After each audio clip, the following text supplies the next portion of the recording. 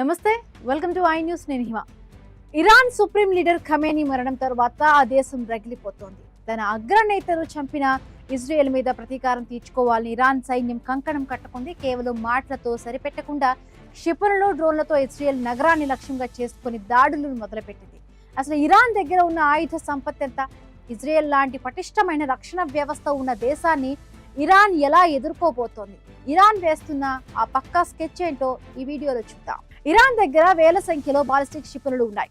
ఇవి ఇరాన్ నుండి నేరుగా ఇజ్రాయెల్ నడిబడ్డుకు చేరుకోగలవు. ముఖ్యంగా ఫతా లాంటి హైపర్సోనిక్ క్షిపణులను ఇరాన్ రంగంలోకి దించింది.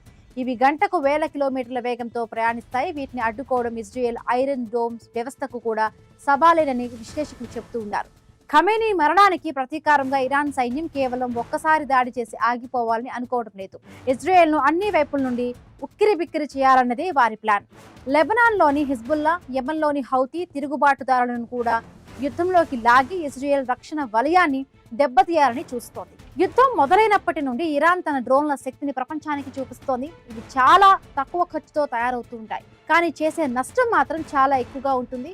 కువైట్, దుబాయ్ లాంటి చోట్ల ఈ డ్రోన్లు కూలిపోవడం చూస్తుంటే ఇరాన్ తన పరిధిని పెంచుకున్నట్టుగా అర్థమవుతుంది. కేవలం సైనిక స్థావరాలే కాదు, ఇజ్రాయెల్లోని ముఖ్యమైన గ్యాస్ ప్లాంట్లు, ఎయిర్పోర్ట్లను కూడా టార్గెట్ చేస్తామని ఇరాన్ హెచ్చరిస్తోంది. ఇప్పటికే ఇరాన్ అణు కేంద్రాలపై దాడులు జరుగుతాయని భయం ఉన్న నేపథ్యంలో ఇరాన్ కూడా తన అమ్ముల పొదిలోని రహస్య ఆయుధాలను బయటకు తీసే అవకాశం ఉంది. ఇరాన్ సైన్యం రాత్రికి రాత్రే మెరుపు దాడులు చేసేలా తన వ్యూహాలను మారుస్తోంది. అయితే ఇరాన్ చేస్తున్న ఈ దాడులకు ఇజ్రాయెల్ కూడా గట్టిగానే సమాధానమిస్తోంది.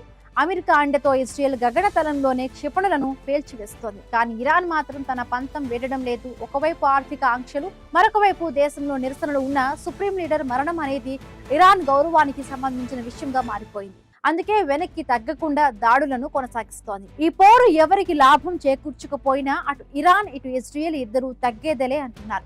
ఈ క్షిపణుల మోత ఎప్పుడు ఆగుతుందో ఎవరికి అర్థం కావడం లేదు. ఇది చివరకు 3వ ప్రపంచ యుద్ధానికి దారితీస్తుందేమోనని ప్రపంచం భయపడుతోంది. ఇరాన్ క్షిపణుల ఎదురుదాడి వెనుక స్కెచ్. ఖమేనీ మరణంపై ఇరాన్ ప్రతీకార జ్వాల. ఇజ్రాయెల్ కోటను బద్దలుగొట్టే వ్యూహం. వందలాది క్షిపణులతో విరుచుకుపడ్డ ఇరాన్ మధ్యప్రాచ్యంలో ముదురుతున్న మహాయుద్ధం.